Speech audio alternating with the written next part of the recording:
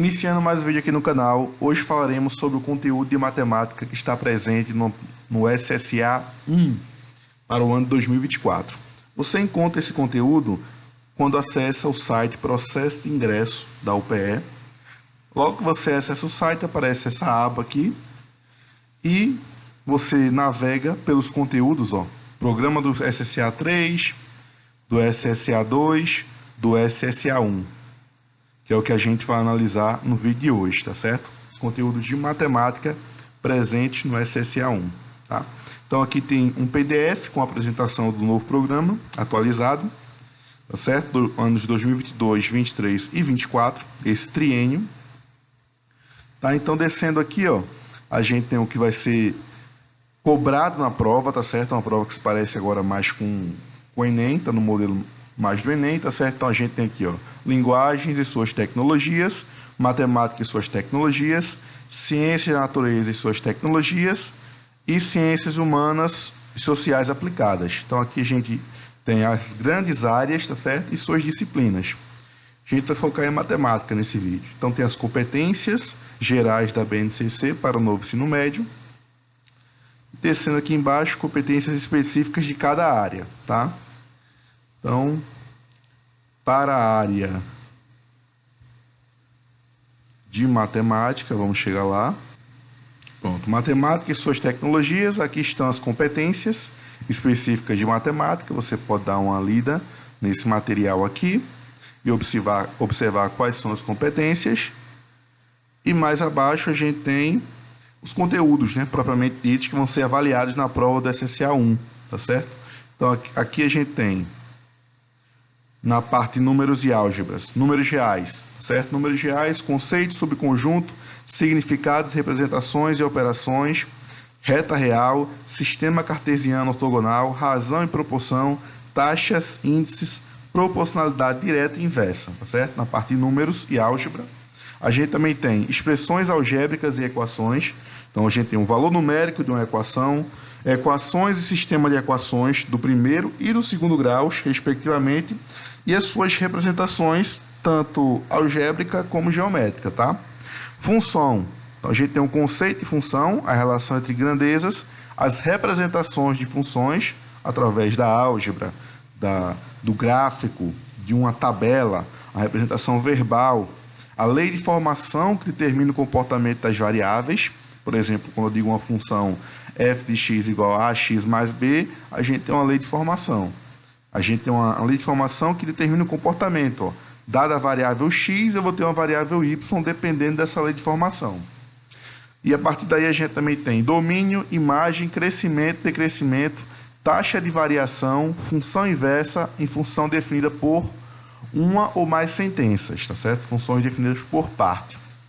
Então, a partir daqui é uma parte mais geral de função e a gente tem uma parte mais específica que é voltada para a função afim, função do primeiro grau, e função quadrática, que é a função do segundo grau, onde a gente vai observar raízes, zeros das funções, a sua forma de representação. Por exemplo, a função do primeiro grau ela é representada por uma reta, a função do segundo grau é representada por uma parábola, tá certo? A gente tem a relação entre os coeficientes das funções, que são importantes, tá? Recorde que numa função do segundo grau, quando o coeficiente é negativo, a parábola é voltada para baixo, quando é positivo, voltada para cima. A gente também tem representações gráficas, A gente tem pontos de máximo e mínimo, quando a gente está tratando de função do segundo grau. A gente tem uma coisa chamada máximo e mínimo. Domínio da função é extremamente importante também. Adiante a gente tem função exponencial, conceito, domínio e imagem, representações algébrica, gráfica e a equação exponencial, tá? A gente também tem as progressões, progressão aritmética, que é a famosa PA, que a gente vai estudar as sequências, tá certo? Então você tem uma sequência que tem um determinado padrão. Ela pode ser classificada como uma progressão aritmética ou geométrica, depende desse padrão, tá certo? Então aí a gente vai ver o conceito, representações, fórmula termo geral, a soma dos termos, a relação entre a progressão aritmética e a função afim, e a relação entre a progressão geométrica e a função exponencial, tá certo? Então a gente tem esses assuntos também que engloba a parte de números e álgebra. Indo para a geometria e medidas, a gente tem grandezas e medidas, são as grandezas no Sistema Internacional de Unidades, tá certo? Para comprimento, massa, capacidade, volume, peso, som, temperatura, pressão, entre outras, suas unidades. Grandeza determinada pela razão ou pelo produto e outras. Por exemplo, uma grandeza que é determinada pela razão é a velocidade média, tá certo? A velocidade média é a razão entre a distância que tu percorre e o tempo que levou para percorrer essa distância. A aceleração também é uma grandeza determinada pela razão, é a razão da velocidade, da variação da velocidade sobre a variação do tempo, tá certo? Aqui a gente também tem a parte de área e perímetro, tá? Cálculo das medidas das áreas e perímetros de figuras planas, limitadas por segmentos de reta. Por exemplo, aí a gente tem triângulo, retângulo, quadrado, paralelogramo, losango e trapézio, e outros polígonos regulares, tá? Por exemplo, um hexágono regular. E a gente tem as limitadas por arcos de circunferência. Por exemplo, o próprio perímetro da circunferência, a área do círculo, a área de um setor circular, a área de uma coroa circular, tá certo? E também o volume, tá?